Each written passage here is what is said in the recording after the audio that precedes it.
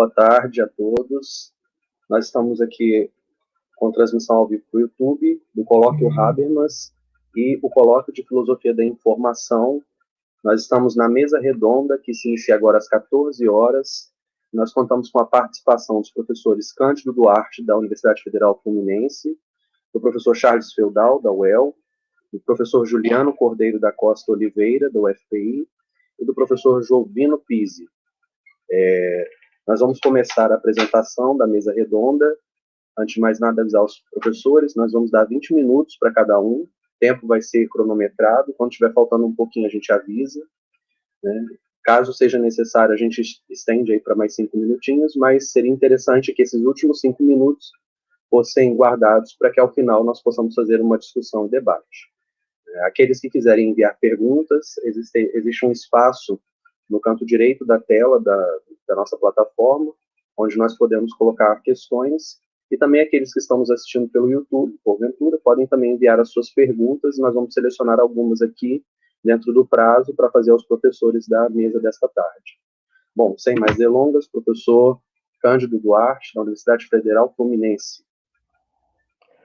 Boa tarde a todos e a todas. Boa tarde, professor Charles Nocelli. Boa tarde, professor Charles Feldhaus, professor Juliano Cordeiro da Costa Oliveira, professor Jovino Pizzi. É sempre um prazer, uma honra participar do Colóquio Habermas, né, um evento que todos nós desenvolvemos um carinho muito grande. E uma oportunidade única para que possamos discutir a obra e o pensamento de Habermas. Bem, a minha apresentação, ela se chama "É possível entender as redes sociais como uma nova esfera pública? Reflexões a partir do pensamento de Jürgen Habermas".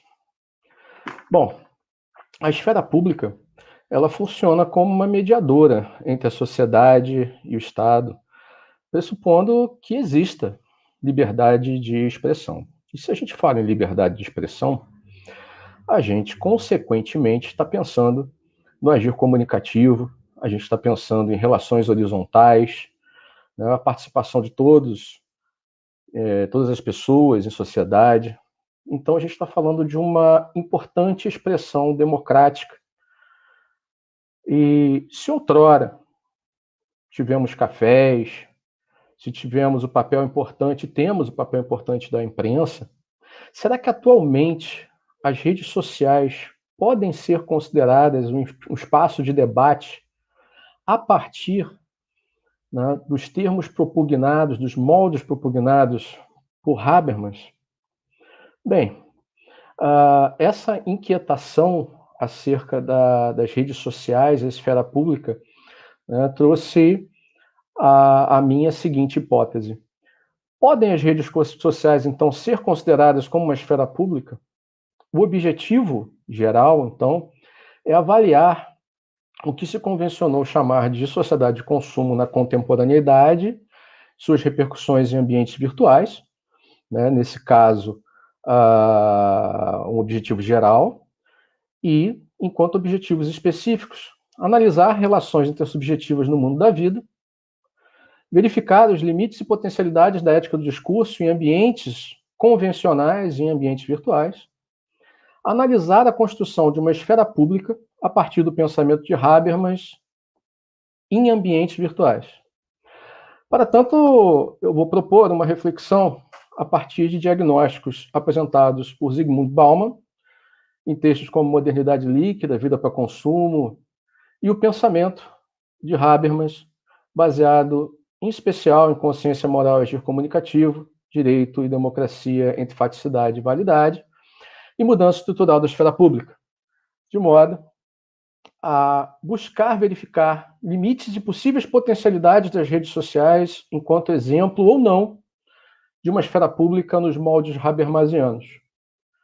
Com a chamada modernidade líquida, né, esse é uma terminologia, uma nomenclatura, um conceito utilizado por Bauman, né, e a passagem de uma sociedade de produtores para uma sociedade de consumo, né, nós temos a sociedade baseada numa cultura consumista, onde as relações intersubjetivas se tornam superficiais e acaba por acontecer um distanciamento entre as pessoas.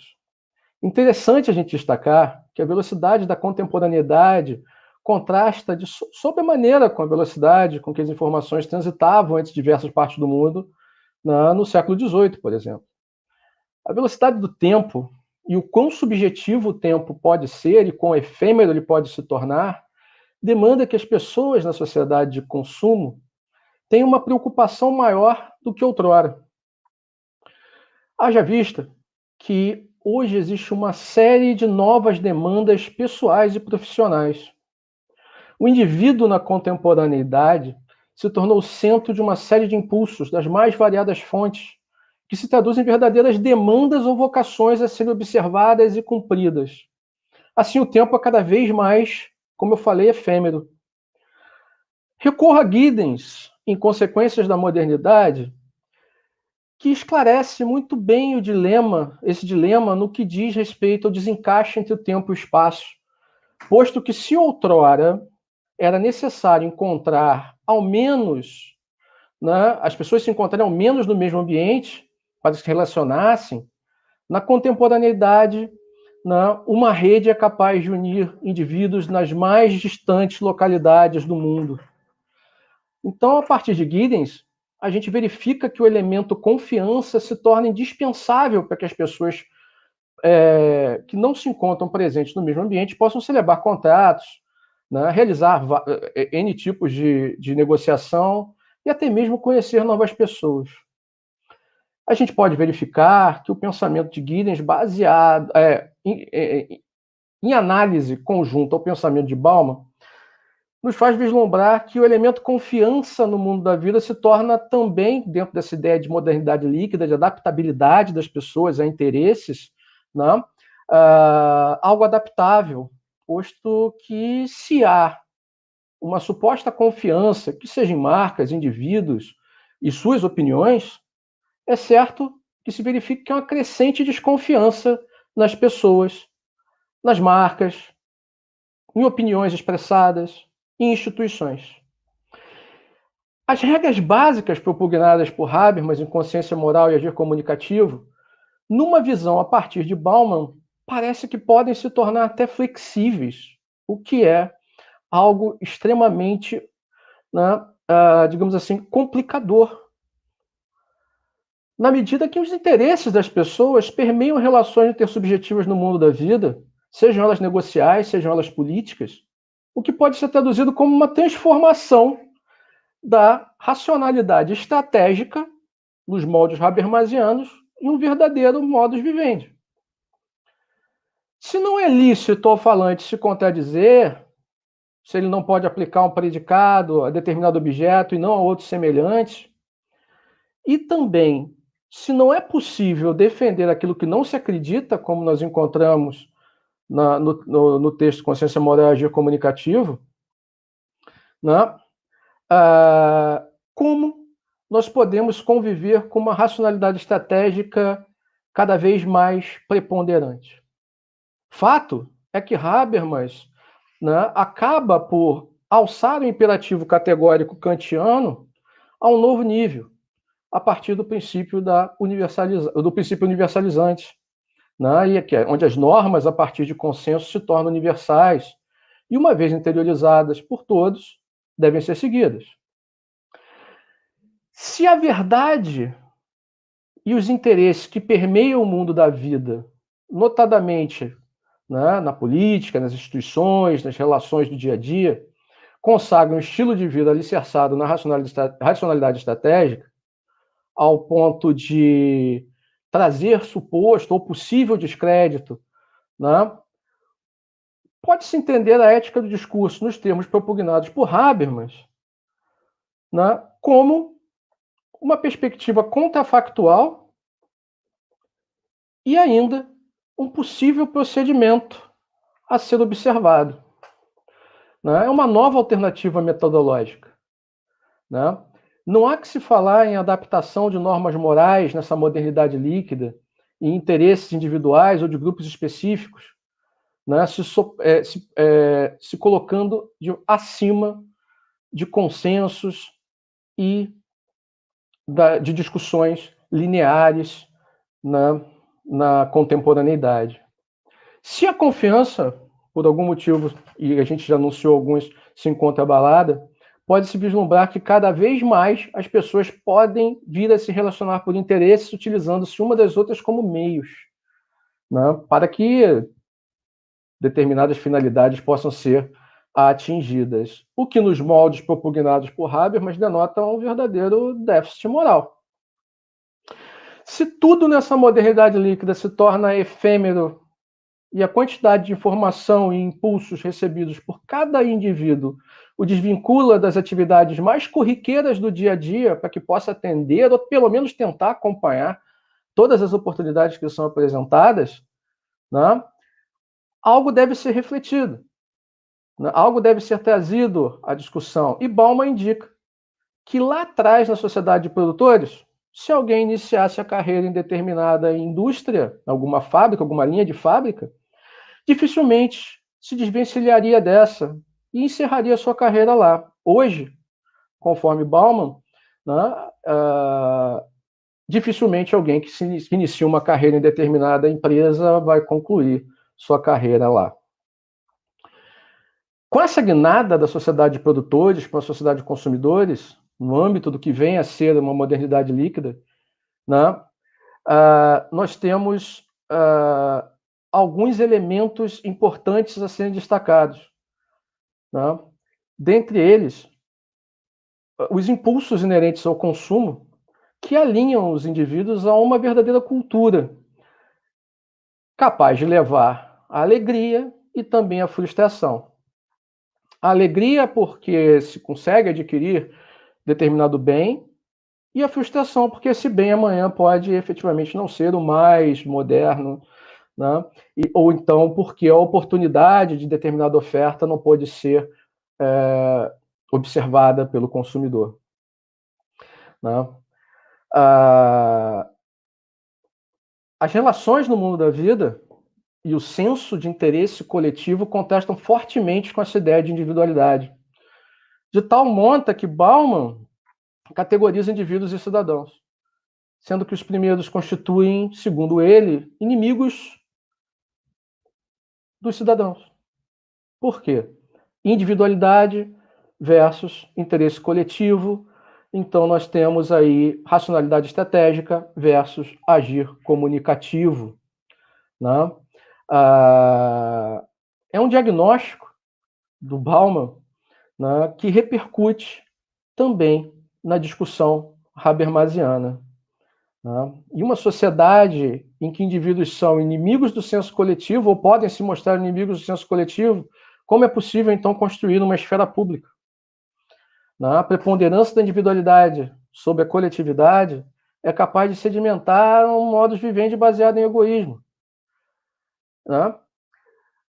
Daí a importância de se observar na prática conceitos como autonomia e esclarecimento. A ideia de esfera pública, nos moldes habermasianos, se traduz em uma construção coletiva. A participação de todos é fundamental, posto que o exercício da cidadania ativa tem como pressuposto efetiva a participação popular. Daí se indaga, como é possível que as pessoas venham se unir em prol de objetivos e conquistas coletivas se os interesses individuais tendem a se sobrepor aos coletivos? Volto a essa pergunta. Bauman, em Modernidade Líquida e também em Vida para Consumo, vai nos dizer que as pessoas acabam se unindo, na verdade, como se fossem enxames. Ou seja, as pessoas se agrupam desde que haja um interesse próprio. Se naquela determinada reivindicação se obtém aquilo que efetivamente o indivíduo desejava, mas não repercute no todo, esse indivíduo se desvincula do grupo. Então, nós temos, na verdade, uma superficialidade das relações intersubjetivas na contemporaneidade, né? De modo que a argumentação, então, passa a sofrer ruídos. Né? A ética do discurso é colocada em xeque e acredito que é um verdadeiro desafio. O Bauman, ao contrário, na verdade não ao contrário, mas fazendo uma crítica ao Habermas, ele vai dizer que a esfera pública se encontra colonizada por interesses particulares. Né? E, bom, meus amigos, se a gente está falando de deterioração ou enfraquecimento de relações intersubjetivas, né, a ideia de individualidade e perda da confiança ou enfraquecimento da confiança, aliada à irracionalidade estratégica pujante, prejudica que boa parte das relações que permeiam o mundo da vida possam efetivamente se solidificarem. Né? Veja, por exemplo, que há inclusive uma falsa noção de comunidade. Né? A ideia de um shopping center, o Bauman trabalha isso. Né? O andar pausado das pessoas atentas ao que a moda oferece, as oportunidades, o mesmo objetivo, a segurança, dá uma falsa ideia de comunidade, levando em consideração que muitos não têm como acessar aquele local. Né? Então, por conta da desigualdade.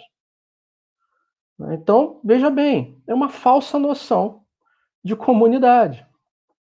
Né?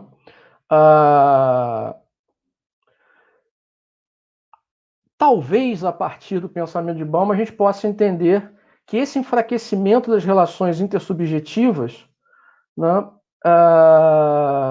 seja resultado, né, da própria sociedade de consumidores. E ele destaca que é uma diferença crucial entre o encontro entre pessoas conhecidas, amigas ou parentes e estranhos. Né? De modo que a gente pode entender que talvez um encontro entre estranhos seja uma relação, como ele próprio diz, sem futuro.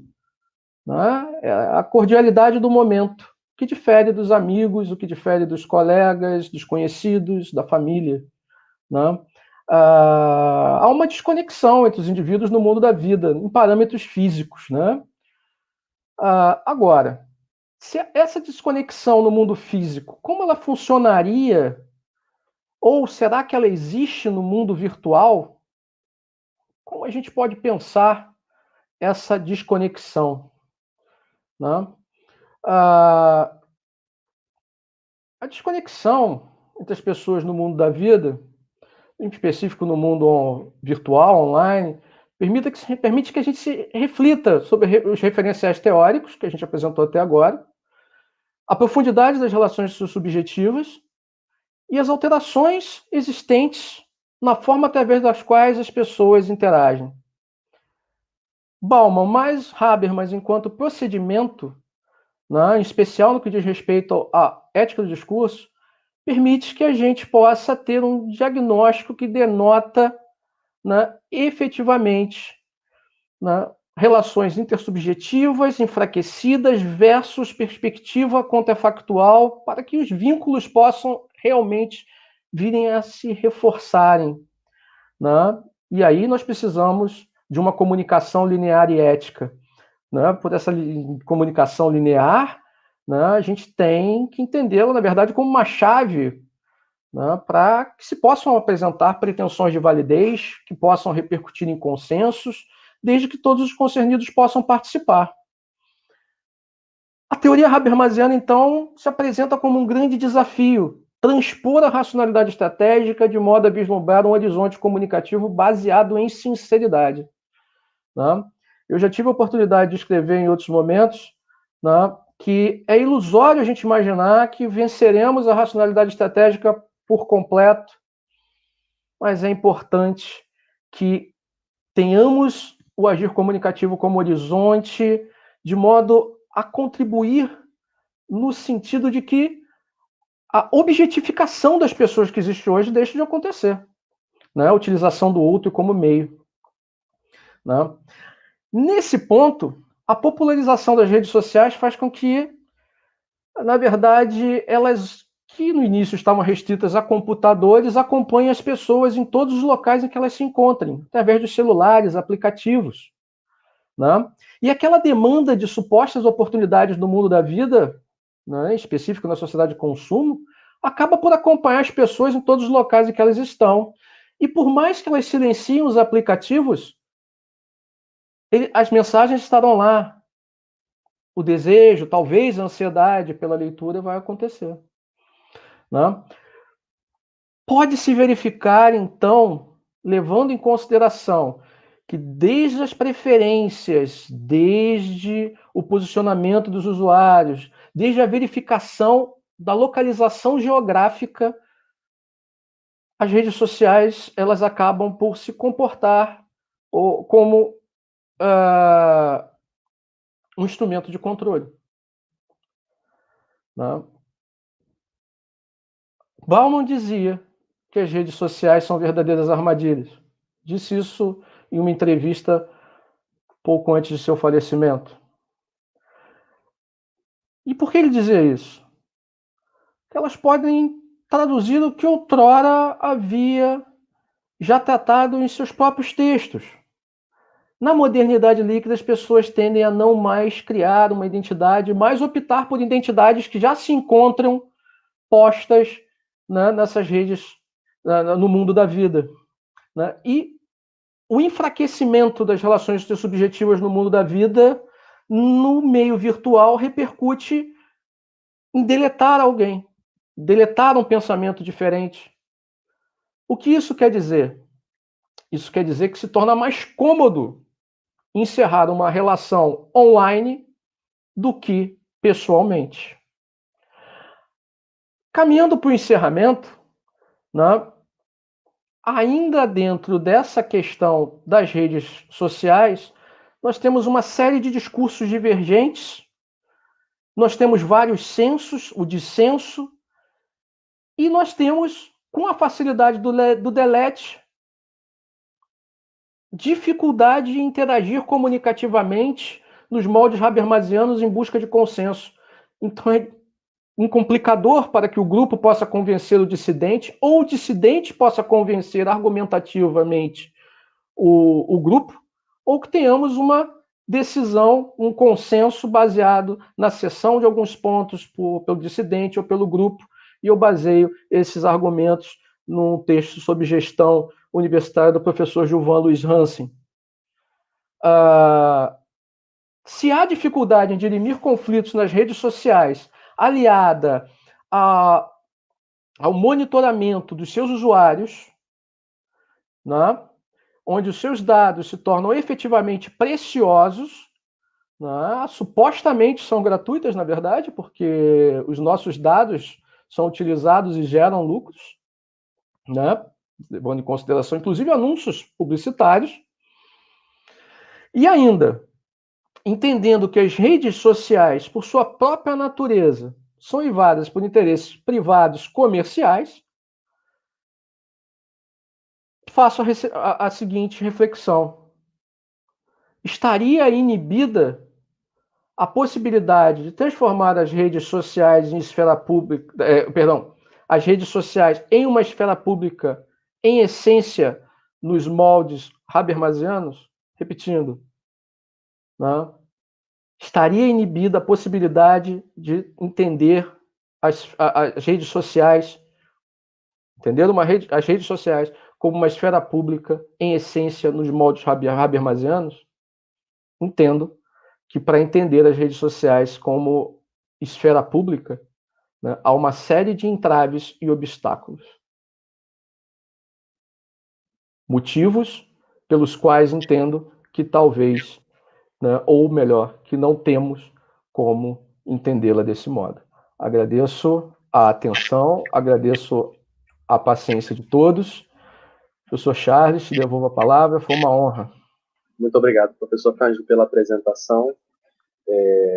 Nós ouvimos agora o professor Cândido Duarte. É possível entender as redes sociais como uma nova esfera pública? Reflexões a partir do pensamento de Habermas. Nós agora vamos dar a palavra ao professor Charles Feldhaus. Espero que eu tenha pronunciado corretamente agora, professor. É a esfera pública como modelo normativo de tomada de decisão em desastres. A palavra são 2h26 agora.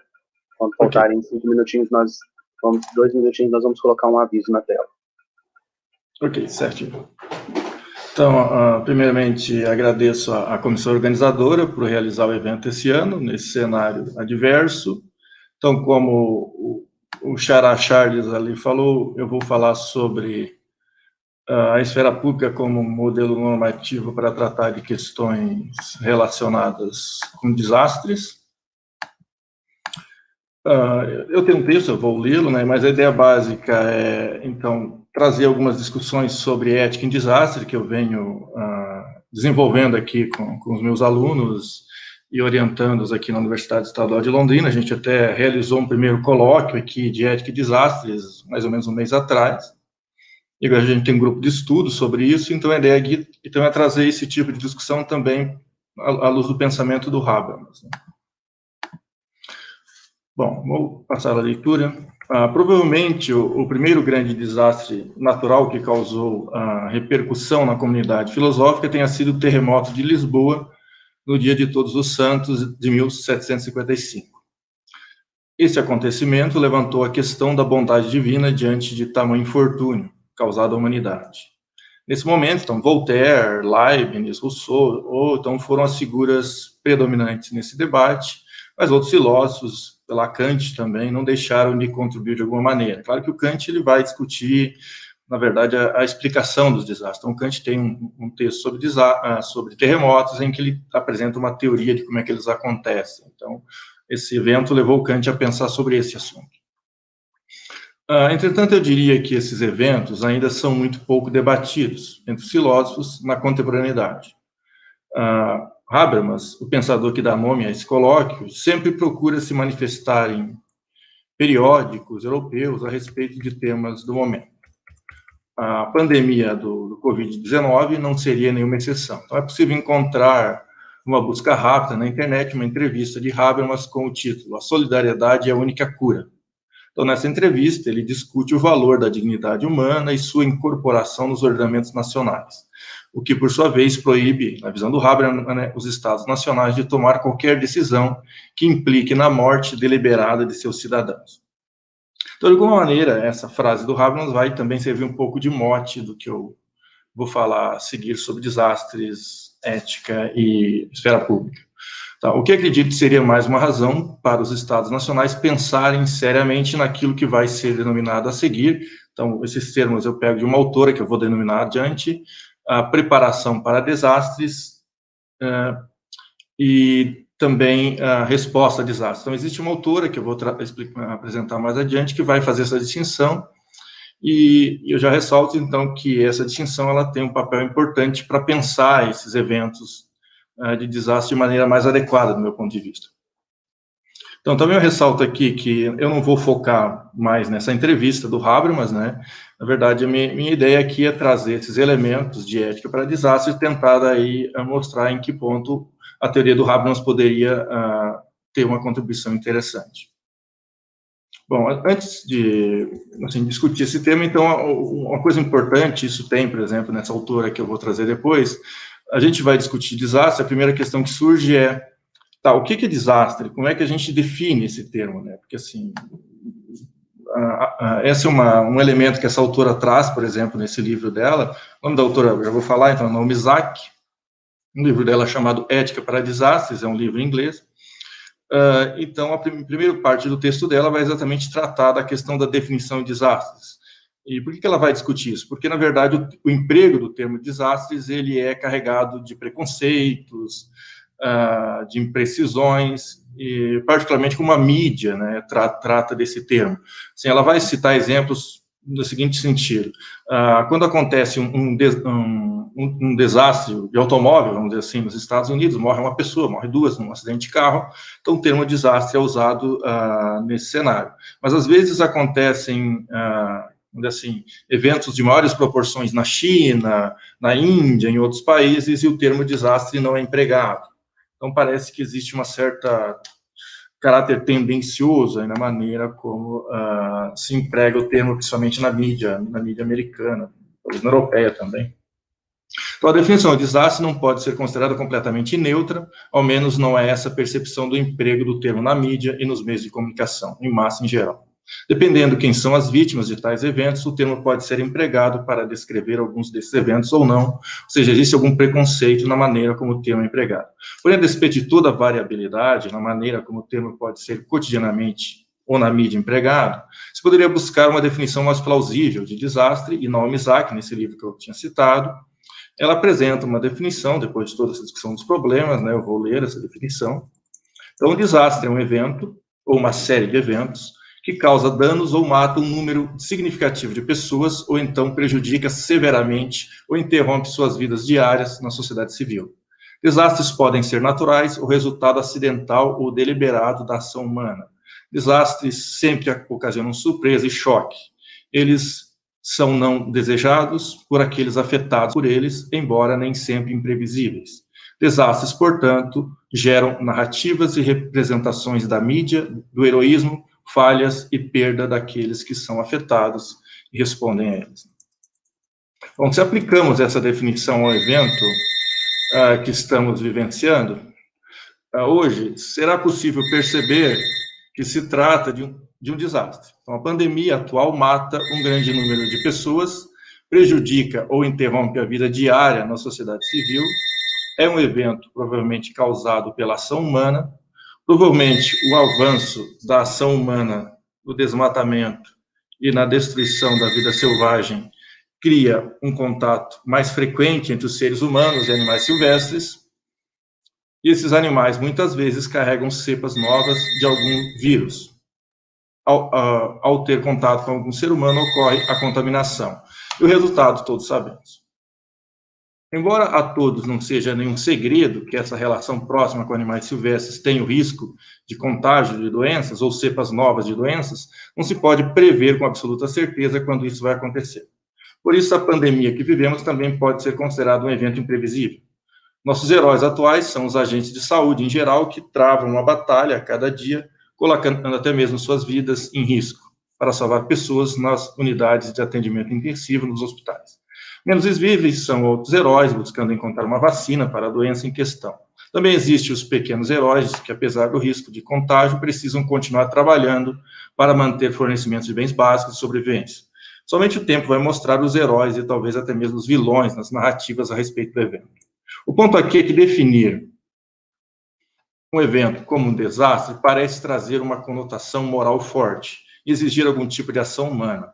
A ideia de fundo parece ser que quando pessoas são colocadas em situações desfavorecidas, em função de fatores adversos às suas ações e às suas vontades, isso acarreta obrigações de algum tipo de assistência por parte das pessoas que se encontram em melhores posições no momento histórico em questão.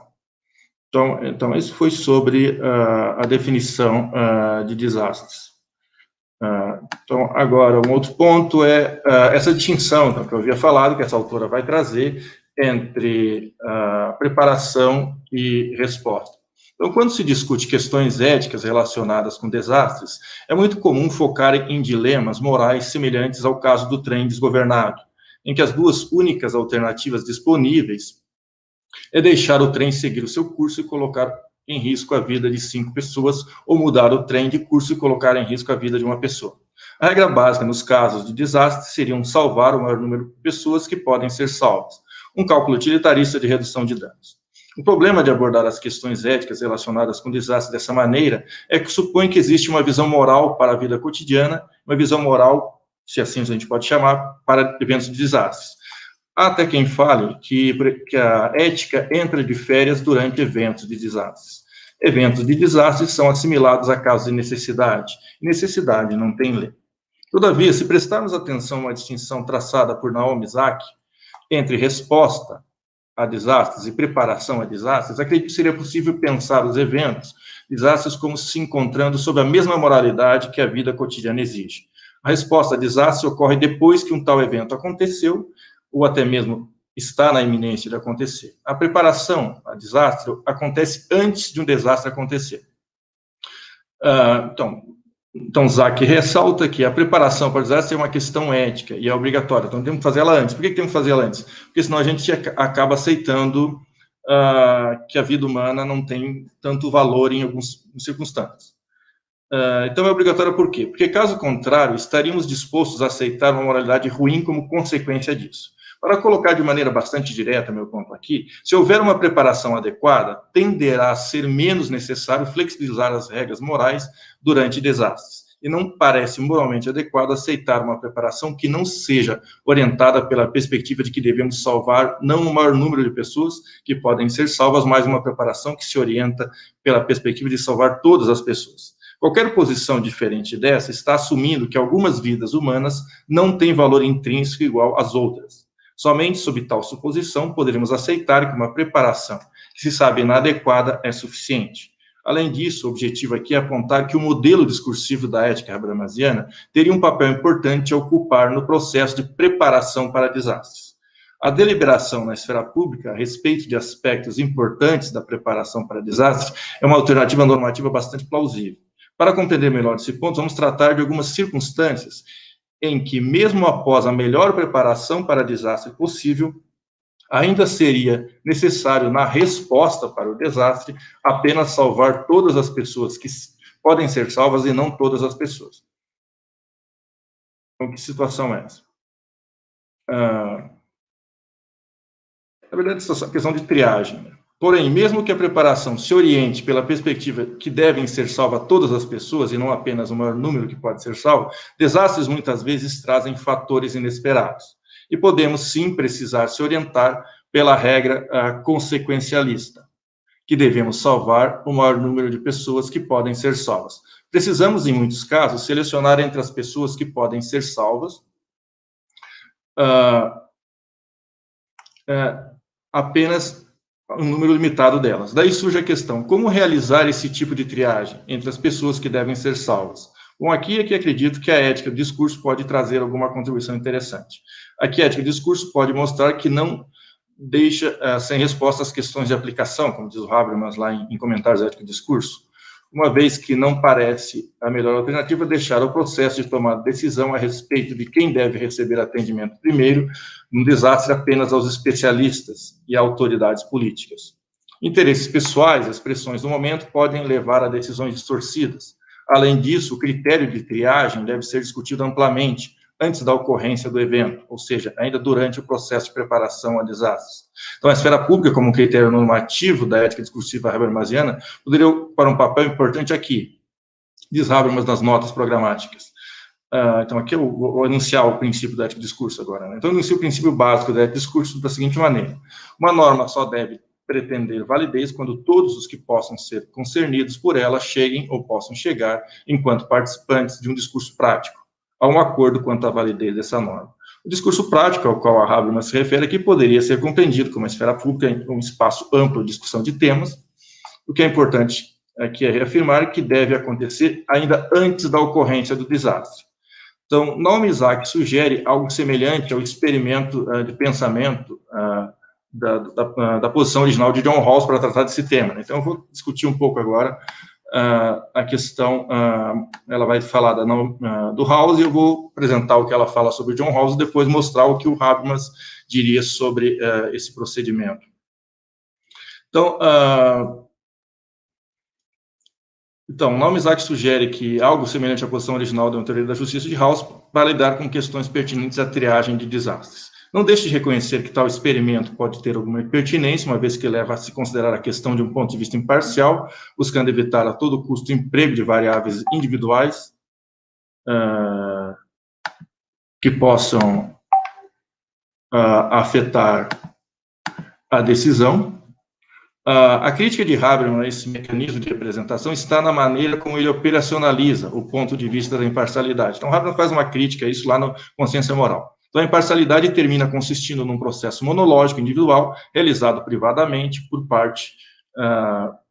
cada um dos concernidos, e não um debate real baseado na força do melhor argumento, na esfera pública da sociedade. Alguns aspectos da teoria rawlsiana poderiam, sim, ser empregados no decorrer de um debate racional a respeito do melhor procedimento de triagem, porém apenas na condição de um teórico que contribui ao debate e não como especialista no assunto.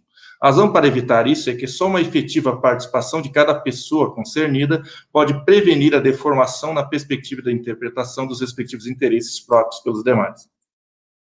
Então, evitar que preferências e interesses apenas pessoais determinem um critério de triagem adequado, na hipótese de, mesmo após uma preparação o mais adequada possível para salvar todas as pessoas, alguma circunstância inesperada fez com que a regra que deve salvar apenas o maior número de pessoas que podem ser salvas precisar ser aplicado ao evento. No modelo discursivo, cada concernido é intérprete de seus próprios interesses, embora essa interpretação também seja avaliada pelos demais uma discussão prática, em que vale apenas a força do melhor argumento. Todos têm interesse em ser atendidos, todos têm o interesse em ter o valor intrínseco da vida humana respeitada e de receber um tratamento igualitário. Porém, é preciso acrescentar ainda que isso não significa que nenhum tipo de prioridade de atendimento não possa ser acordada nos discursos práticos, na deliberação, na esfera pública. Mas essa prioridade deve ser baseada em argumentos que poderiam ser aceitos por todos como participantes desse discurso prático. Mesmo aqueles que não se encontram entre os que vão receber atendimento prioritário, deveriam concordar que os argumentos apresentados são suficientes para justificar a prioridade, se ela tiver que existir. Sem que aconteça uma deliberação prévia apropriada, ainda no momento da preparação a desastres, se a triagem for necessária, no momento de resposta para desastre, o risco de arbitrariedade no estabelecimento de critérios é alto. E por causa disso, nessas circunstâncias, o melhor critério provavelmente seria ou a sorte ou a ordem de chegada, né? E não que alguma pessoa ali pudesse escolher caso a caso. Bom, mas o que diz respeito a grupos prioritários, geralmente se aplica em desastres regra similar àquela aplicada ao tratamento médico em conflitos militares. Não vou entrar no mérito da similaridade entre práticas militares e desastres, mas o fato é que, num conflito militar, soldados que podem entrar rapidamente em combate, muitas vezes são atendidos primeiro, exatamente porque isso traria vantagem ao bem-estar de todos. Então, e esse tipo de postura seria, por exemplo, justificado por algo como o princípio da diferença do Houghton. No caso de desastres, o atendimento a profissionais da área de saúde, de modo prioritário, poderia ser justificado por raciocínio semelhante. Quanto mais profissionais da área de saúde saudáveis tivermos, mais pessoas atendendo pessoas doentes teremos num curto espaço de tempo. Então, a desigualdade de tratamento na triagem de doentes se justifica com base no seu caráter vantajoso a todos, ou se poderia dizer, do menos favorecido na distribuição de saúde, que são as pessoas com saúde prejudicada pelo desastre.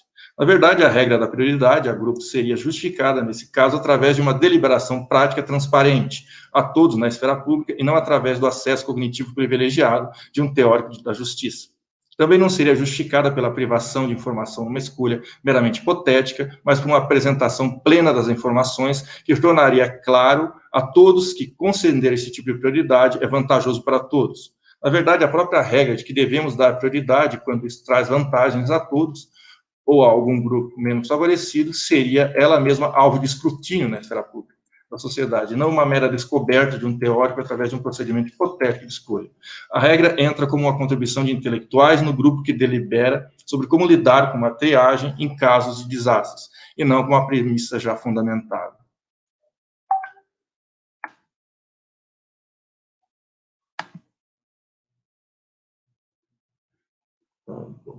Continuando.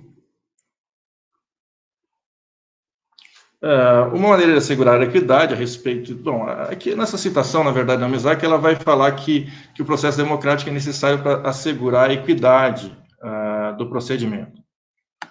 E daqui, na verdade, eu vou resumir isso aqui para questão de tempo. Então, aqui, na verdade, eu acabo fazendo algumas considerações que a concepção de democracia do Habermas não é uma democracia pura e simples do voto da maioria, né? Então tem que considerar também que a democracia para Habermas ela implica essa relação de co-originariedade em direitos humanos e soberania popular, então não se trata apenas de aplicar um critério de votos de maioria. Bom, para concluir, então, eu vou falar aqui uma coisa sobre o nosso cenário de pandemia, assim. Então, essa autora também, ela faz algumas considerações sobre como se preparar para uma pandemia de gripe, no caso que ela vivia naquele momento, era a gripe aviária.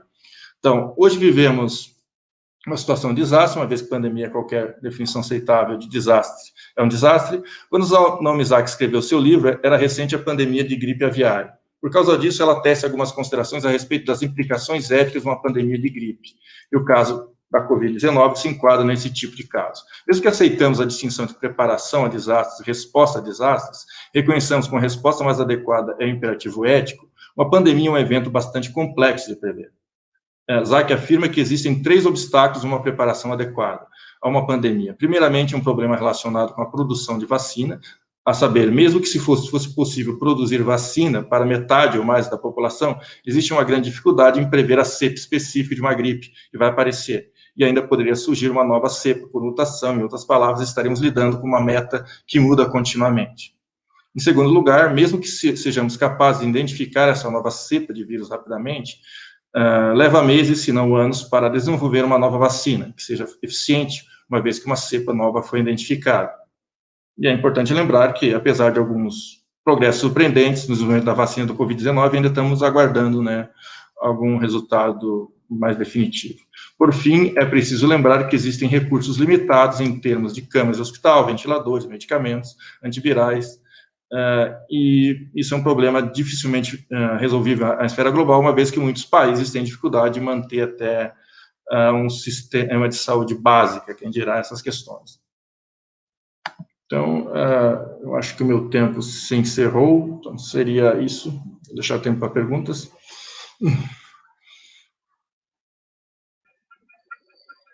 Muito obrigado, professor Charles, meu xará. É muito bom poder ouvi-lo nessa tarde, né, com a apresentação da palestra Chave Pública como Modelo Normativo de Tomada de Decisão em Desastres. Nós vamos agora ouvir o professor. Antes de mais, nós damos continuidade, só lembrar quem está nos assistindo pelo canal no YouTube que há a possibilidade de vocês enviarem perguntas. Então, durante a apresentação das falas, vocês podem deixar perguntas no chat, nós vamos selecionar algumas para poder passar para os professores e pedir para que eles respondam ao final da palestra. Tá joia? Bom, continuando, agora nós vamos ouvir o professor Juliano Cordeiro da Costa Oliveira, da UFPI, Esfera Pública, Religião e Secularização, o Estado da Arte. Professor, são 2h48, eu tenho 20 minutos para a apresentação, quando faltarem 5 minutos nós vamos colocar um linkzinho na tela, depois 2 minutos também, para que o senhor possa ficar despreocupado com relação à contagem do tempo, tá bom? Muito obrigado, o senhor tem a palavra. Ok, então boa tarde, né, a todos e a todas que estão acompanhando esse colóquio. Queria agradecer a organização do evento, né, é um evento muito querido por todos nós que, de uma forma ou de outra, dialogamos com o pensamento do Habermas.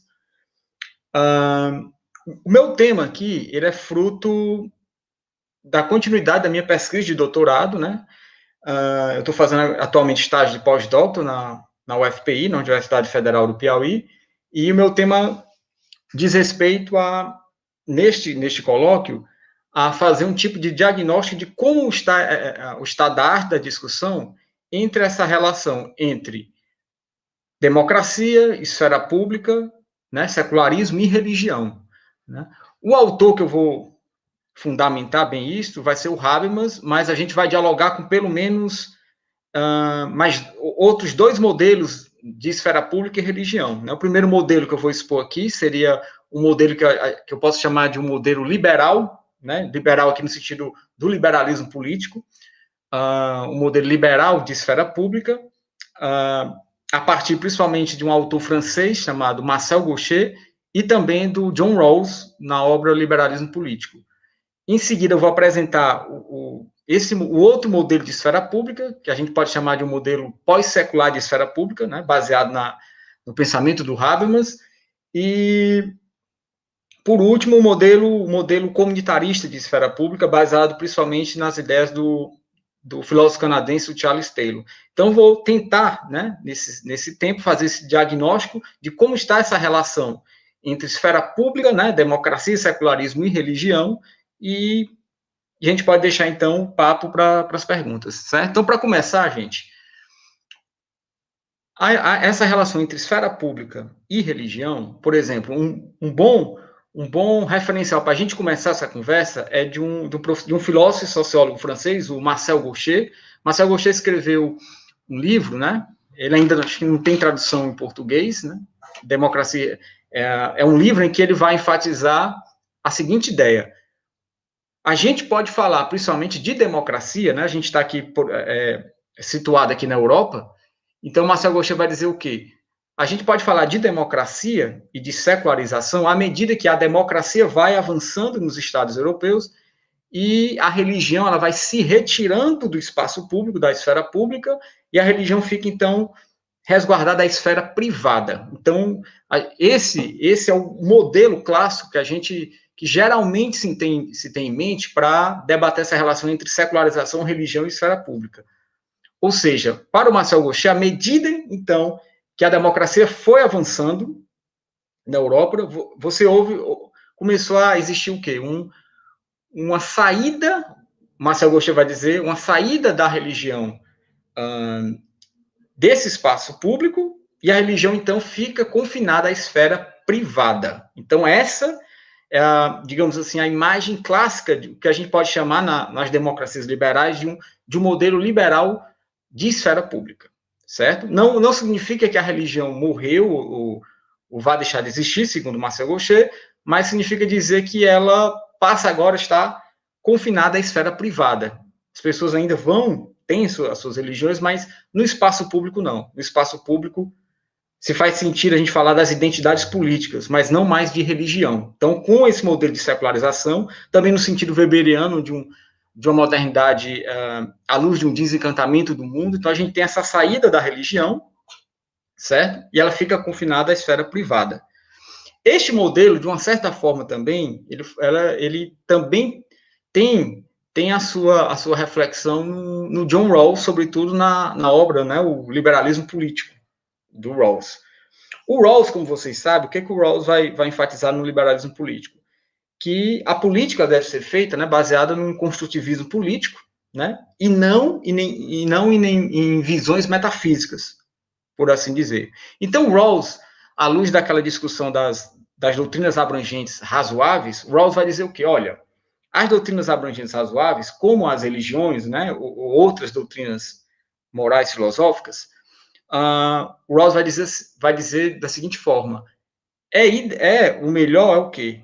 É que todos nós, quando a gente vai na esfera pública, nós temos, né, que tentar deixar nossas doutrinas abrangentes de lado e enfatizar nossa identidade pública, nossa identidade política. Então, Rawls também, dentro desse arcabouço de um modelo liberal de esfera pública, o Rawls vai enfatizar muito bem essa ideia de que ele vai dizer o seguinte, que, por exemplo, se eu sou um católico ou um protestante, a minha visão como um católico ou protestante pode coincidir com as visões, com os valores de uma democracia. Então, não é obrigado que eu deixe de ser católico, por exemplo.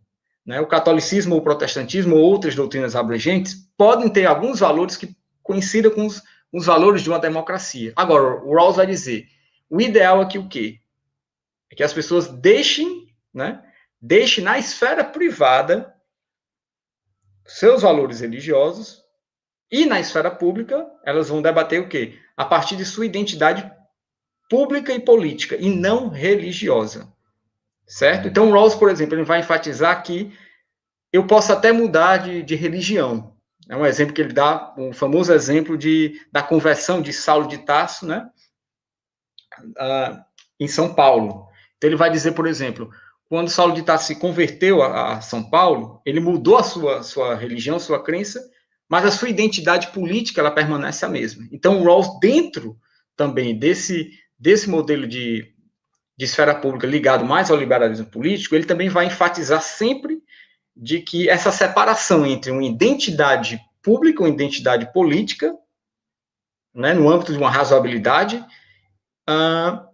e o outro lado, a nossa identidade religiosa, por assim dizer, né, que o Rawls vai enfatizar muito que ela deve ficar restrita à nossa esfera privada, certo? Então, esse modelo, haja vista aqui, como eu falei antes, por Rawls, política deve ser baseada em quê? E não pode ser baseada em visões metafísicas, né? Política, por Rawls, é um construtivismo político, e a nossa identidade na esfera pública deve ser baseada em identidade de valores políticos e não metafísicos ou religiosos, né? Entretanto, o que vai acontecer? O Habermas, né, que é o autor desse colóquio, o Habermas vai fazer uma série de críticas ao John Rawls, certo? E a principal é o quê? para o Habermas, por exemplo, esse modelo liberal, ele tem sérios limites, né? Seja lá no Marcel Gaucher ou no próprio Rawls, que o Habermas vai dialogar diretamente, e o Habermas vai questionar a seguinte coisa. Habermas vai dizer, olha, será que o modo como o liberalismo político, né, sobretudo Rawls, está defendendo essa separação entre as identidades privadas e públicas, será que isto não colocaria, né, vai dizer o Habermas, um tipo de pressão cognitiva insuportável nos indivíduos religiosos? Ou seja, para o Habermas, se eu sou católico ou evangélico, né, ou muçulmano, Habermas vai dizer, se eu sou obrigado a separar minha identidade, né, em uma identidade religiosa que fica presa à esfera privada, e na esfera pública eu tenho que debater, deixando a minha identidade privada religiosa de lado, Habermas vai dizer, será que isso não geraria um tipo de desigualdade em relação aos religiosos na esfera pública? Habermas chega a enfatizar que isso geraria um tipo de pressão cognitiva insuportável nos indivíduos religiosos, haja vista que, se eu sou um ateu ou um agnóstico, eu não sou obrigado a separar minha identidade, enquanto os religiosos seriam obrigados a separarem suas identidades. E o Habermas, então, vai fazer essa crítica ao John Rawls, e Habermas vai, então, optar por um outro caminho, certo? Por um outro caminho. Habermas acha que o modo como o Rawls ainda pensa essa relação entre a esfera pública e a religião é ainda um modo muito secularista, digamos assim, né? Tradicional no termo, e o Habermas prefere, então, que ele vai chamar de pós-secularismo. Para o Habermas, a esfera pública, ela diz respeito a uma esfera ainda polifônica, ou seja, a esfera pública, segundo o Habermas, ela não deve haver, a priori, nessa esfera pública, que o Habermas vai chamar essa esfera pública como um espaço ainda não institucional, no conceito de democracia deliberativa do Habermas, Habermas vai sempre trabalhar com dois polos, que é o polo da administração, né, das instituições, dos tribunais, do parlamento, e o polo da esfera pública, o polo da comunicação, onde esse polo da esfera pública, por Habermas, é um espaço polifônico, de várias vozes. Então, Habermas acha que ainda na esfera pública não se pode obrigar os religiosos ainda a separarem suas identidades, né, no eu público e no eu privado. O Habermas, ao contrário do Rawls, evidentemente, como vocês sabem, o Habermas é um kantiano, como o Rawls, né, mas o Habermas vai preferir um outro caminho. Habermas vai falar, então, que as religiões são bem-vindas no debate público, né, são bem-vindas no debate público, desde que, e aí começa a grande questão, desde que as religiões elas sejam capazes de traduzir, né, as suas argumentações religiosas para uma linguagem pública e secular. Então, Habermas vai, ao contrário do Rawls, Habermas vai insistir não em uma separação das identidades, em um eu público e um eu privado, mas o Habermas vai optar por um caminho da tradução e mais, né? Essa tradução para o Habermas, ela ainda não acontece na esfera pública, nessa esfera não institucional ainda.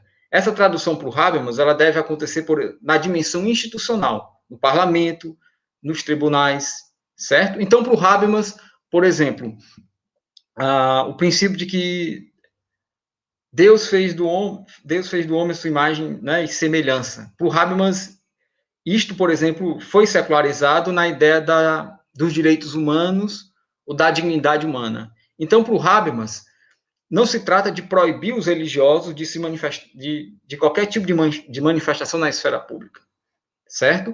Trata-se, para o Habermas, em que, a partir dessa manifestação, lembrando que o Habermas passou a mudar muito do seu diagnóstico em relação à religião, Habermas defende que esse diálogo entre tradições seculares e tradições religiosas, Habermas chama de um processo de autoaprendizagem complementar entre tradições religiosas e tradições seculares. Então, do lado secular, os secularistas não podem, a priori, proibir na esfera pública a manifestação dos religiosos em sua própria linguagem. Por outro lado, nas instituições, no parlamento, nos tribunais, etc., segundo Habermas, não pode valer justificações, justificativas religiosas. E sim, o religioso pode até, na esfera institucional, estar movido por valores religiosos, mas o Habermas diz o quê? Que a religião deve ser capaz de traduzir as suas intuições fundamentais para uma linguagem pública e secular. É a partir dessa tradução, né, para uma linguagem pública e secular, é que tanto crentes como não crentes podem se entender a respeito das questões do mundo. Se entender aqui, veja só, não diz respeito a uma concordância de visão de mundo. O crente continua a ser crente, o ateu e o agnóstico vai continuar sendo ateu e agnóstico, mas para o Habermas, nessa tradução, essa tradução para o Habermas significa duas coisas. Primeiro, prestar reconhecimento às vozes religiosas, quer dizer, as religiões para o Habermas têm muito a contribuir no debate público, certo? E no segundo momento, essa tradução significa também em que a religião ela também precisa aceitar o ganho da modernidade, do iluminismo, do caráter secular das instituições, certo? E não é por acaso que a gente pode falar aqui, eu sei que a palavra é um pouco gasta, mas se trata no Habermas, de fato, de uma dialética da secularização. Quer dizer, e aí o Habermas começa a falar em quê?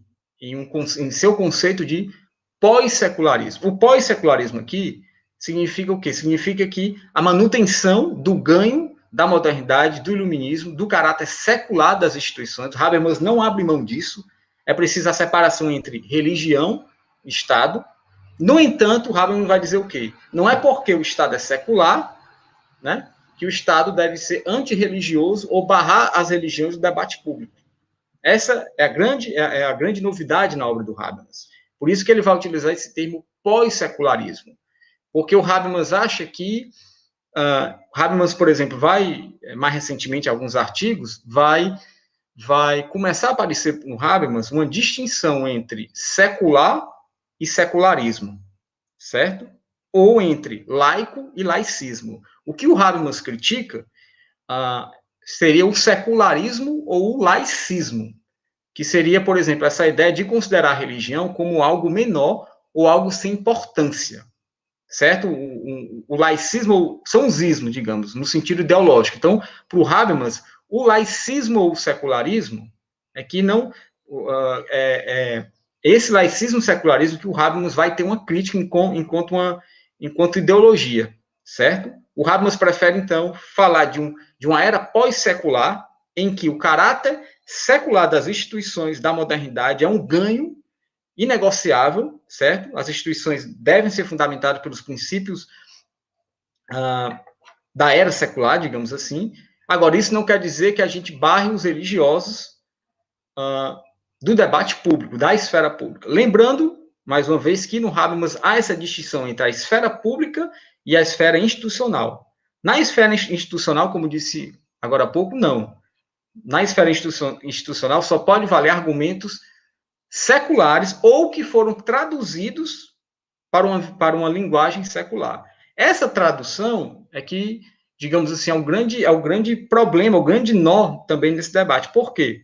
Porque entrando já no outro modelo de esfera pública, mais relacionado ao comunitarismo do Charles Taylor, o Taylor vai dizer o seguinte, né? Lembrando que o Taylor também dialogou diretamente com Habermas, o Taylor vai dizer, olha, mas se eu sou um religioso e traduzo as minhas intuições para uma linguagem pública e secular, o Taylor vai dizer, será que eu também não estou perdendo essa intuição religiosa? Será que essa experiência do sagrado e do mítico, ela pode ser traduzível? Certo? É o grande argumento que o Charles Taylor vai utilizar contra o Habermas. E aí o Taylor vai dizer, olha, a mesma crítica, Habermas, que você fez ao Rawls, você também não consegue sair. Porque se você critica o Rawls, porque o Rawls está separando as identidades em um eu público e um eu privado, você também, Habermas, está, com essa proposta da tradução, também não estaria diferenciando muito do Rawls. Essa é a ideia do Charles Taylor, né? O Taylor e o Habermas, cada um fez um texto em um congresso, né, sobre esse assunto, E aí o Taylor também vai contra-argumentar o Habermas, dizendo que o Habermas não soluciona muito a questão com essa ideia da tradução, né? E essa crítica do Taylor, ela está muito próxima também à crítica de alguns teólogos. Os teólogos também vão criticar o Habermas nesse aspecto da tradução. Será que essa tradução de fato é possível? Né? Agora, entretanto, que aqui onde eu me posiciono diretamente, aqui eu ainda consigo ver na posição do Habermas a melhor posição dentre esses três modelos de esfera pública, certo? Entre o modelo liberal, o modelo pós-secular e esse terceiro modelo do Charles Taylor, ligado mais ao comunitarismo, né? O Taylor vai bater muito forte nessa proposta do Habermas, haja vista que, como vocês conhecem, para o Charles Taylor, há uma profunda ligação entre identidade subjetiva e a linguagem. O Taylor vai defender que, ao traduzir, o religioso também deixa de ser religioso. Né? Haja visto que para o Taylor há uma relação muito profunda entre a linguagem e a identidade. Agora, eu ainda, né, dentro desses três modelos, digamos assim, eu ainda fico com a posição do Habermas, certo? Por quê? Porque o Habermas, acho que o Habermas tenta colocar uma proposta que ela está muito atual, haja visto o pluralismo, ou seja, a questão para o Habermas seria uma questão também pragmática, ou seja, como a gente construir critérios normativos a partir do pluralismo. Eu acho que esse é o ponto que o Habermas coloca, né? E para o Habermas não se trata, isso também é um mal entendido, para o Habermas não se trata aqui de uma supervalorização da religião, não se trata disso, ou mesmo de uma filosofia da religião, ou de uma defesa da teologia, não se trata disso no Habermas. O que vai se tratar para o Habermas é justamente enxergar o conteúdo ético da religião, certo? Enxergar o conteúdo ético da religião e tentar propor, a partir de uma prioridade, como a gente conhece, do justo sobre o bem, ou seja, no âmbito desse pluralismo, tentar propor normas, né? Construções normativas a partir desse pluralismo, respeitando os direitos fundamentais de liberdade e igualdade. Então, eu acredito que o Habermas, dentre esses três modelos, né, ou o modelo mais liberal, lá do Marcel Gaucher, passando também pelo John Rawls, mesmo esse modelo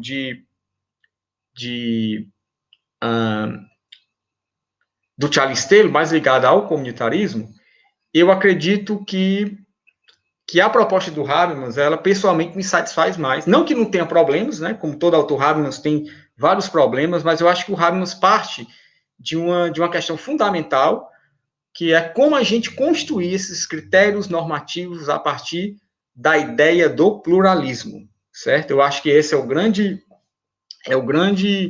proposta do Habermas, e eu creio que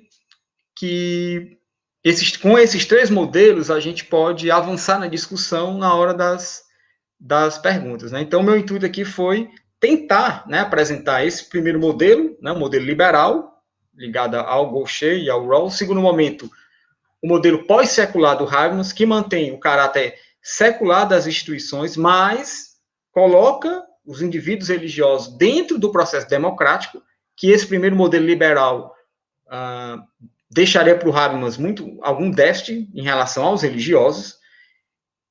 E também o terceiro modelo, que eu chamei de modelo comunitarista, ligado, por exemplo, ao Charles Taylor, que o Habermas também acha problemático, porque um dos problemas do comunitarismo é que seria a gente cair em completo relativismo ético. Ou seja, como, por exemplo, no âmbito do comunitarismo, a gente formular critérios normativos a partir do fato do pluralismo. Essa grande questão que o Habermas vai colocar os comunitaristas como o Charles Taylor. Então, gente, eu acho que fica por aqui. Quem tiver alguma dúvida, alguma questão, né, a gente pode aprofundar na hora do debate. Então, agradeço e boa tarde a todos e a todas.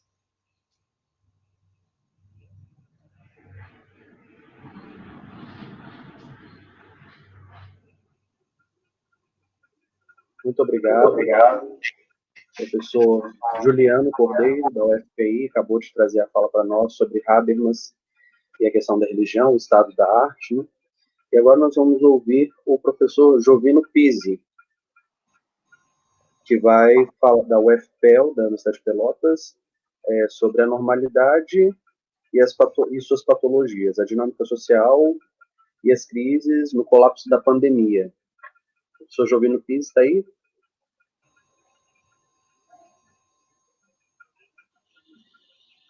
Obrigado, professor Juliano Cordeiro, mais uma vez.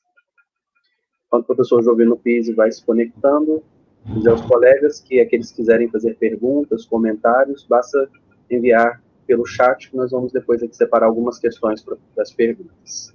Professor, boa tarde. Boa tarde. A palavra é do senhor. Obrigado, Charles Nicoletti, obrigado aos organizadores desse evento, de uma maneira diferente, o esforço que realizaram em conectar todo mundo, essa dificuldade ao mesmo tempo nos faz permanecer em casa, e falar então desse aspecto da nova dinâmica da esfera pública dentro de um contexto de pandemia, né, dentro de uma normalidade ou de um aspecto assim de crise ou de colapso, onde o conceito mundo da vida aparece com grande proeminência. Já em início dos anos 90, com o falecido professor Carlos Cirne Lima, eu tive a oportunidade de ser um dos seus orientandos. Carlos Cirne Lima, que faleceu no dia 2 de julho, a nossa homenagem, assim, eu acho que o evento também merece ser um espaço para essas lembranças, né, de alguém que fez filosofia fora do Brasil e dentro do Brasil, que foi amigo do Habermas, esteve com Habermas mais de uma vez, e que me ajudou, então, a tratar desse conceito do mundo da vida, que eu, com toda a tranquilidade, afirmo e digo que no Lebenswelt há uma ontologia, mas defender a ontologia não significa ser pós-metafísico, pelo contrário, a pós-metafísica ela não é anti-ontológica. Isso me tranquiliza bastante para tratar desse tema, porque dentro da esfera pública há um aspecto de substancialidade, não só procedimentalismo, não só formalismo puro, como alguns querem ou alguns sustentam. Então, se nós trabalhamos a ideia de uma dinâmica social, na qual o mundo da vida é um horizonte importante, nós passamos para a esfera pública, e como dizia o Juliano, né, e como alguns também apresentaram, essa polifonia, ela não tem só o público e o privado, porque ela tem o ecológico também. Então, quando se fala da normalidade, quando se fala da dinâmica da esfera pública, a gente pergunta quem são os sujeitos dessa dinâmica da esfera pública. Quais são os sujeitos, né? Quem são os autores dessa esfera pública que nos faz mover, nos faz movimentar dentro de um contexto, dentro de um horizonte da pluralidade, da diversidade de vozes dos diferentes mundos da vida. E aqui o Husserl também tem uma contribuição importante, porque, né, nós não precisamos ir muito mais atrás, basta partir do Husserl, da fenomenologia, para indicar que esse aspecto polifônico, essa diversidade de voz, essa dinâmica da esfera pública, ela tem um sujeito, ou ela tem sujeitos do mundo, ou do objetivo ecológico. Então, se Habermas fala do mundo objetivo como mundo material, essa materialidade ela não é amorfa, ela não é sem sentido, ela não é sem vida. Então, um dos agentes, para a gente não dizer sujeitos, mas a gente está aqui entre um agente ou sujeito, que interfere diretamente nessa dinâmica social é o Covid. Está definindo o nosso dia a dia. Está determinando. Então, né, E isso me deixou ainda mais convicto, isso me deixou mais depois depois que eu li essa biografia do Stephen Miller Dunn, onde deu para perceber toda uma trajetória biográfica e vivencial do Habermas, bastante comprometido com o contexto da Alemanha, né, para refletir nos anos 50, 60, o período pós-guerra, e também todo o seu compromisso com a democracia, com a religião, com a genética, claro, né, do seu jeito, do seu modo. E nós, hoje, podemos reinterpretar, né, essa ideia de que a esfera pública, ela está diretamente, ou sofre uma interferência direta de um ator nada convencional, né? É um vírus, né, que se transformou em um sujeito e nos faz viver de uma maneira inédita. Então, por isso, lá a primeira coisa do título do texto é a normalidade. Esse ator, esse agente inesperado, modificou a nossa ideia de normalidade da vida. O normal não é mais normal, a normalidade. E até fica essa pergunta, será que nós voltaremos a viver outra vez a normalidade anterior à pandemia? Então, aqui eu creio que desde o começo da pandemia, muita gente começou a analisar o momento, a questão, colocar uma série de preocupações. Não foram somente jornalistas, pesquisadores da área da imunologia, da área da genética, médicos, politólogos, sanitaristas, né, e talvez menos filósofos, né? A gente está mais enclausurada nas nossas interpretações de que se A disse B, B diz C, e aí interpretamos e ficamos numa exegese de textos comparando um autor com outro e não saímos dessa redoma. Eu creio que nós, da filosofia, esse momento nos coloca a repensar a dinâmica da esfera pública desde um modelo filosoficamente, né, comprometido com o contexto real das circunstâncias da vida, da convivência. Então, a preocupação, ela não é desproporcional frente às consequências de uma pandemia que hoje tem um alcance mundial, um alcance, né, que, embora os negacionistas e os terraplanistas, ela afeta a vida de todos nós. Ela afeta a vida de toda essa esfera pública, inclusive da opinião pública. Porque o Covid é um agente determinante e fundamental para determinadas decisões que a gente toma no dia a dia. Então, é um pouco esse o nosso, né, o nosso questionar, o nosso perguntar, o nosso desafio, né, de inquirir um pouco a ideia de um pensamento habermasiano dentro de um colóquio Habermas, que né, nos lembra o compromisso pessoal do Habermas com o seu contexto e nos desafia também a assumirmos um contexto que eu não acho que seja assim, nos preparar para desastres, mas nos preparar para outras formas de convivência, familiar, social e coletiva. Inclusive, eu gostei muito de um texto que está publicado nos Fios do Tempo, 12 de abril, publicado aqui no Brasil, né, que eu encontrei, onde o Habermas diz assim, em 2020, hoje em dia todos os cidadãos estão aprendendo com seus governos que devem tomar decisões com uma nítida consciência dos limites do saber dos virólogos que nos aconselham. Então, de repente, não é mais a filosofia, não é mais a política, mas são os virólogos, os virologistas, o pessoal da área da saúde que nos dizem que nós devemos fazer, se devemos sair ou não devemos sair. É lógico. Aqui tem um recorte. Eu vivi a pandemia, eu vivi o primeiro semestre de fevereiro a final de julho fora do país. Vivi na Espanha, passei uma temporada lá. Então, é outro contexto. Quando a gente volta para o Brasil, a gente se assusta, porque aqui as coisas têm outra dimensão e é outra realidade. Mas, então, se nós queremos pensar numa nova normalidade, nós temos que pensar em quem são os autores dessa esfera pública. Bom, sujeitos privados, sujeitos, né, ao âmbito público, e aí? E o outro sujeito? Quem são? Aí alguns mais, né?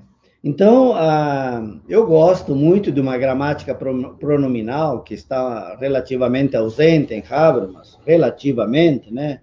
Quando a gente fala dos pronomes pessoais, e nós temos aí as primeiras e as segundas pessoas no singular e no plural, todo mundo já conhece isso, já falei várias vezes, mas nós consideramos a terceira pessoa singular e plural como sujeitos alheios, sujeitos, né, neutros ou indefinidos. Ora, nós vivemos uma pandemia onde um sujeito neutro, indefinido, ele, o vírus, é determinante para o nosso dia a dia, para o nosso mundo da vida, para a nossa experiência de vida contextualizada. Né? Então, quando nós falamos de objetos, coisas, animais, nós sempre utilizamos a terceira pessoa, mas isso é um pouco uma visão, né, parcial, muito antropocentrada, né? Por quê? Porque nosso mundo da vida remete ao habitat de humanos e não humanos. Né? Então, pelas características e as qualidades dos sujeitos, nós encontramos um ator que, né, por analogia,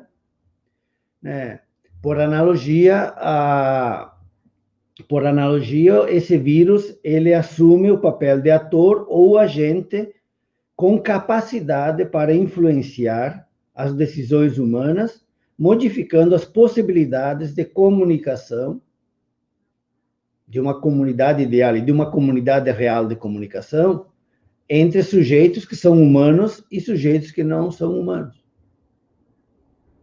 É lógico que a escala, né, o nível ou a esfera são esferas distintas, mas o nível de influência e a capacidade de influenciar, de modificar as nossas possibilidades, elas são tremendas, elas são importantes, elas são fundamentais. Né?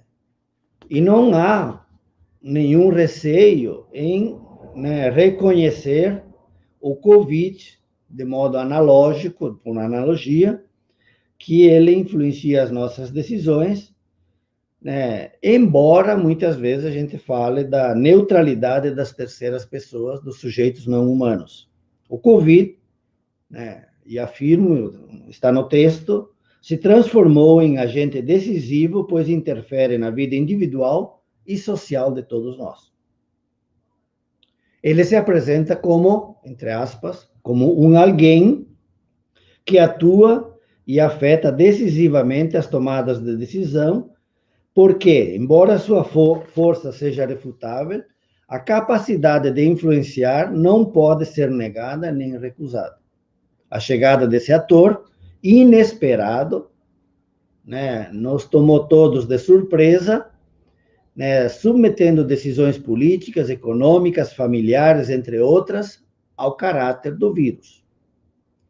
De modo que as pretensões de validez estão diretamente relacionadas ao seu poder de influência. Por isso, o seu caráter supõe compreender as consequências de abre aspas, saber explícito de nosso não saber, fecha aspas, Habermas 2020, naquela revista, né, Fios do Tempo, traduzidos ao português. Então, aqui a questão vai nos levar à mudança da dinâmica da esfera pública. Por mais que a gente resista, por mais que a gente pense, por mais que a gente, né, esteja resistindo, há um terceiro ator, que aí eu entro no texto, me coloca em dúvida e eu acabo discutindo, afinal, do que se trata, se se trata se esse ator nos traz uma crise ao nosso modelo, ao nosso estilo de vida, ou se realmente significa um colapso. Crise é mais momentânea, mais passageira, ela pode ser aguda, mas geralmente tem uma certa esperança. E se de repente nós estaríamos no colapso de um modelo civilizatório, de um sistema de vida, e se realmente dentro disso nós temos algumas saídas. Depois também entro numa outra parte do texto sobre a dinâmica da esfera pública, que reduz tudo à questão numerológica, quantitativa, né, algo de uma dinâmica, né, da regularidade, que significa uma regularidade dentro de um processo quantitativo, né, de um conceito estatístico, da questão algorítmica, para, então, a gente, né, pensar, levar mais para a parte final, quarto ponto e a parte final do texto, para a gente pensar, então, se essa dinâmica da esfera pública nos faz repensar outra vez, ou repensar de uma outra maneira o conviver. Então, o conviver nos projeta a ideia de uma nova normalidade. Quais seriam os pressupostos dessa nova normalidade? Né? E o que fazer com aquelas pessoas, com aqueles grupos que não querem enfrentar a situação e não querem, então, modificar, né, o estilo de vida. Então, para enfrentar esses desafios, eu insisto de que o entrelaçamento de horizontes supõe sujeitos inesperados, como é o caso do Covid-19, né, de modo a pensar pretensões de validez onde sujeitos, atores não sejam somente humanos. Por mais que pareça estranho, né, o Covid se trata de uma intervenção que exige uma equidade entre os 3 pronomes pessoais, onde o vírus apresenta argumentos indiscutíveis. Por isso, né, que Jean-Marc Ferry fala do conviver a partir de uma perspectiva quadridimensional, né, muitos de vocês já conhecem que a mim é uma questão que me é muito simpática, né? Acho que no Direito à Liberdade de Honneth também tem algumas coisas que ele fala da ideia do nós, como, né, de uma ideia de sujeitos humanos. E nesse sentido, o modelo que a medicina propõe também nos ajuda a entender essa vinculação. A análise clínica busca identificar nos humanos elementos da natureza que estão presentes no nosso dia, na nossa saúde. Cálcio, magnésio, lítio, ferro, sal, tantos outros minerais. Então, a fortaleza de uma vida saudável dos humanos e muitos outros animais depende do equilíbrio entre diferentes elementos, de modo que deveria se pensar uma forma de convivência que evite a destruição do equilíbrio de uma normalidade existente na biosfera. Então, esse nós representa também, nos remete a quem, direta ou indiretamente, participa de uma comunidade de vida e de uma comunidade de convivência. Por simples que sejam, essas considerações supõem o retorno a uma nova normalidade, mas, friso bem isso aqui, superando o modelo que foi conhecido e reconhecido como devastador. Então, repensar princípios que antes se pensava inegociáveis, inemovíveis. Não é uma tarefa de alguns poucos, pois o futuro de nossas vidas e do planeta está diretamente vinculado a recriar estilos de vida saudáveis e, por isso, portanto, imprescindíveis a uma perspectiva futura mais esperançadora.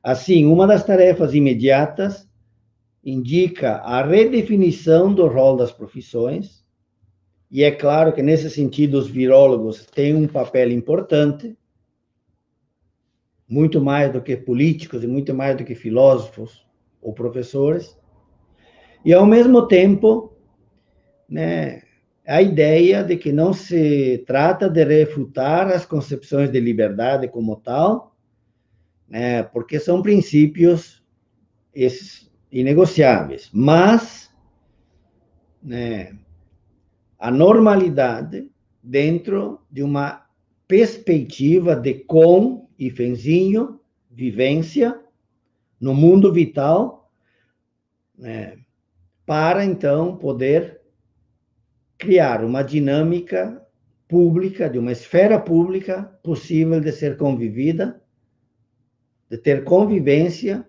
sem medo, sem hostilidade, sem depredação e numa perspectiva de equidade.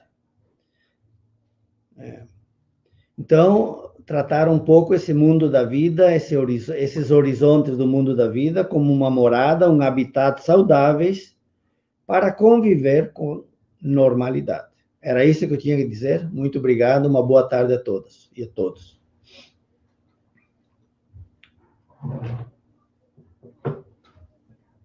Muito obrigado, professor Jovino, pelas suas palavras. Antes de nós darmos continuidade ao evento, eu gostaria de comunicar só aqueles que estão nos assistindo ao vivo pelo link do YouTube, no canal da RIEV, R-I-E-V, que entrem no link do outro chat para nós continuarmos a sessão das perguntas na outra sala. Tá joia? Então, o pessoal que está assistindo pelo YouTube, no canal da RIEV, se não me engano, acho que é isso mesmo, eles devem entrar no link para o outro link para nós continuarmos a sessão das perguntas na outra sala. Tá joia? Então, muito obrigado mais uma vez a todos que estão na mesa, que participaram deste evento, né,